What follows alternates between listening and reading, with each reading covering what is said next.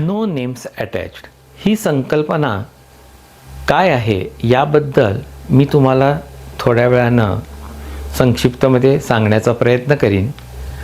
आज 17 मार्च 2024 रविवार अंदाजे 6:30 वाजले असतील सकाळचे आणि आम्ही एका ग्रुपमधून खिद्रापूर येथे ब्रेकफास्ट राईडसाठी चाललो आहे.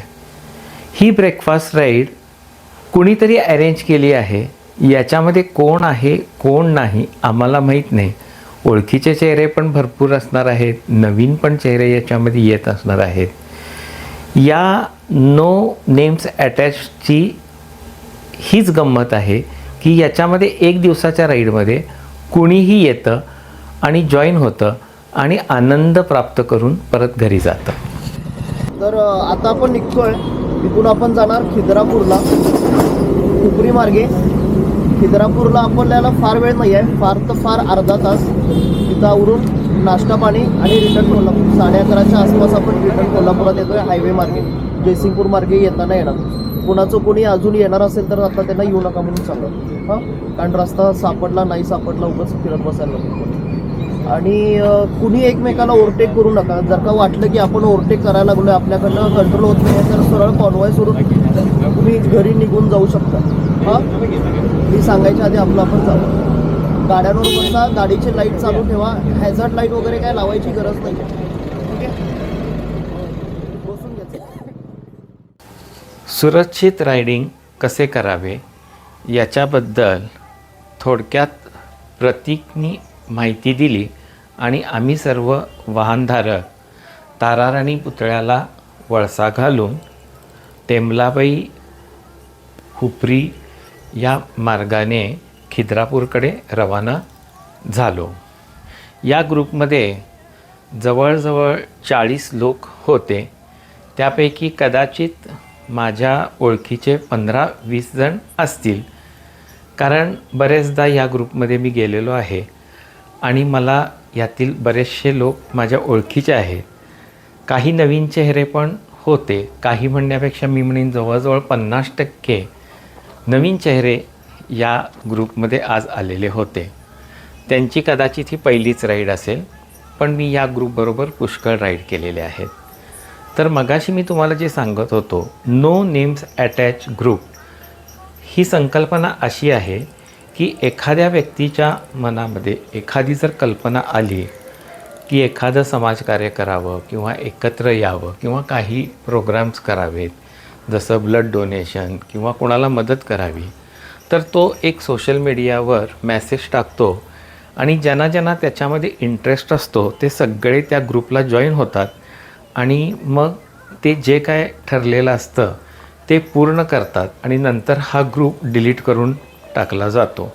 म्हणजे या ग्रुपमध्ये केलेल्या चांगल्या कामाचं श्रेय हा कुणीही एकटा घेत नाही, तर ते सगळ्यांनी मिळून केलेलं असतं, म्हणून त्याचं श्रेय सगळ्यांना जातं आणि समाजकार्य पण चांगल्या प्रकारे पार पडतं.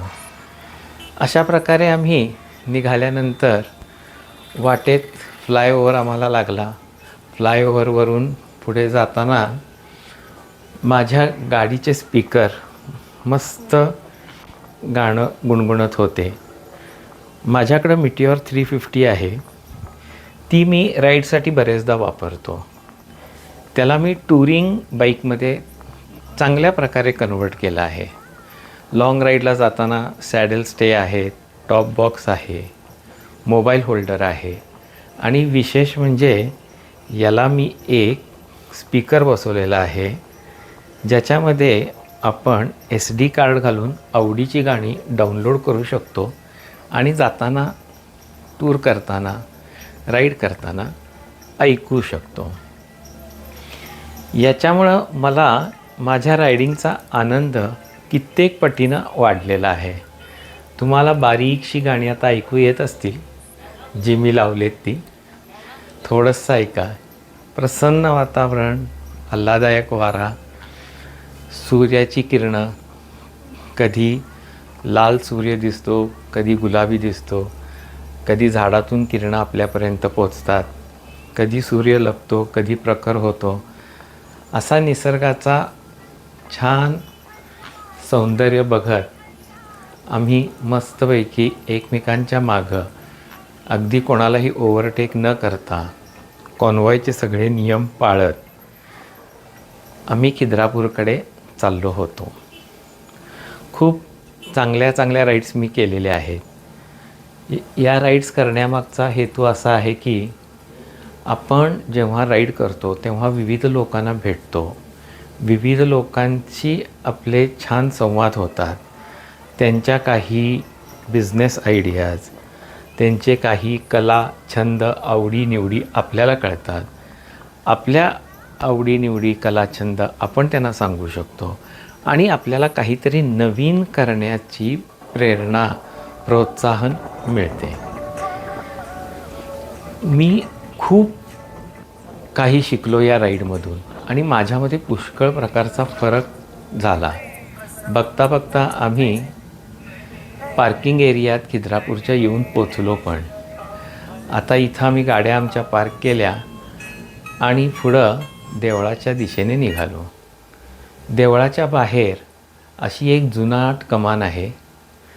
तिथं काही आपल्याला नक्की लक्षात येत नाही आत काय आहे, पण आत शिरल्यानंतर जे देवळाचं सुंदर दृश्य दिसतं ते पाहून खरोखर अचंबित व्हायला होतं.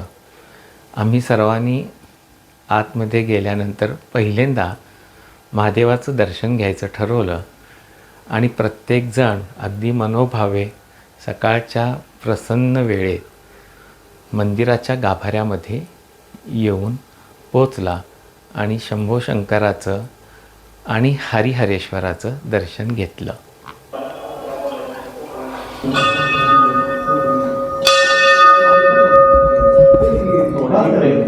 चेहरा ठेवला नाही. बात करायचं मंदिर बात करायचं.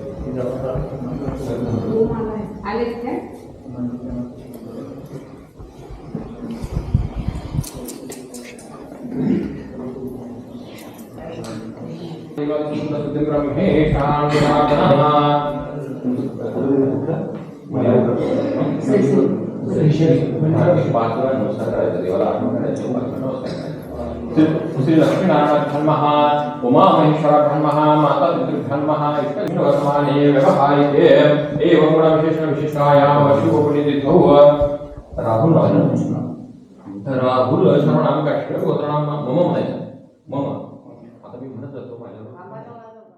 दर्शन घेतल्यानंतर ओम गुरव यांनी आम्हाला मंदिरासंबंधी खूप छान माहिती दिली.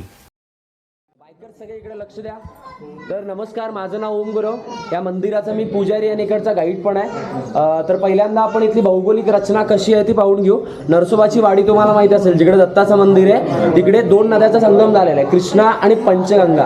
आणि तिथून जी इथंपर्यंत कृष्णा नदी आलेली ती पुढे न जाता ती बॅक साईडला टर्न झालेली आहे. तुम्हाला गुगल मॅप वरती सुद्धा दिसेल की नदीचा इकडे नेकलेस झालेला आहे. नदीच्या पलीकडे सगळं कर्नाटक आहे आणि अलीकडे सगळं महाराष्ट्र आहे. अशा दोन्ही बाउंड्रीवर वसलेले खिद्रापूर गाव, त्याच्यामध्ये कोपेश्वर नावाचे एक अप्रतिम मंदिर. आता तुम्हाला लक्षात आलं असेल, कोपेश्वर आतमध्ये पिंड दिसते तुम्हाला, शंकरांची पिंड आहे, म्हणजे एक महादेवाचं मंदिर आहे. तुमच्या इकडे पण बरेच शिवाचे मंदिर असतील, पण या मंदिराच्या गाभाऱ्यामध्ये तुम्हाला खूप काही वेगळं पाहायला भेटेल. तर पहिलं एक वैशिष्ट्य असं आहे की या गाभाऱ्यामध्ये दोन लिंग तुम्हाला पाहायला भेटतील. बघा, तुम्हाला दर्शन घेतल्यानंतर लक्षात येईल, आतमधली जी छोटी लिंग आहे, गळ्यामध्ये नाग दिसतं, ती शंकरांची आहे. त्यांना इथं कोपेश्वर या नावानं ओळखतात. आणि त्यांना लागून जी उभी उंच शिळ दिसते ती विष्णूंची आहे. त्यांना इथं थोपेश्वर किंवा धोपेश्वर या नावानं ओळखलं जातं. तर यांना हरिहर सुद्धा म्हणतात. हरी म्हणजे विष्णू आणि हर म्हणजे शिव, किंवा शैव आणि वैष्णवाचं मिलन सुद्धा बोललं जातं. ते इकडे तुम्हाला पाहायला भेटतं. या रायडिंगमधूनच मला फोटो काढण्याची आणि व्हिडिओ तयार करण्याची आवड निर्माण झाली आणि मग मी जाईल तिथं मला जसं जमेल तसं व्हिडिओ आणि फोटो काढतो. त्यापैकी काही केलेले व्हिडिओ मी वरती पोस्ट केले आहेत. पहा तुम्हाला आवडतात का. परत एकदा सर ड्रोन घेणार आहे उद्या.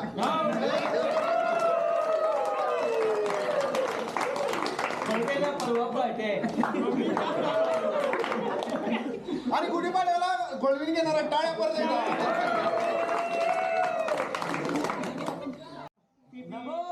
पार्वती पते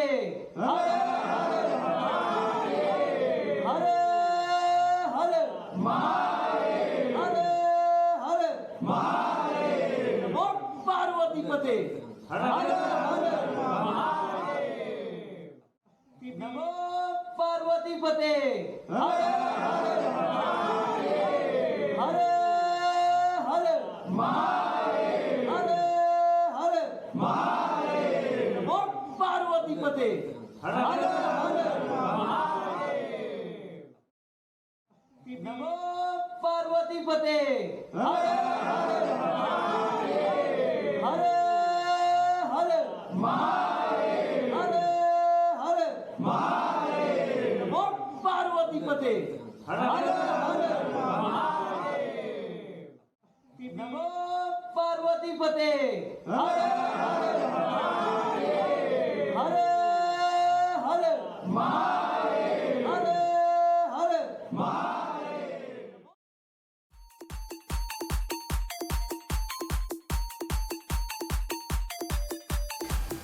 शेवट सांगणं इतकंच आहे की आयुष्यात कुठल्याही प्रकारचे टेन्शन्स घेऊ नका, काळजी करू नका. तुमच्या टेन्शननी आणि काळजीनी परिस्थिती बदलत नाही, पण तुम्ही जर तुमच्यासाठी आनंद मिळवायचा प्रयत्न केला तर नक्कीच परिस्थितीमध्ये आपल्या आणि दुसऱ्यांच्या फरक पडतोच.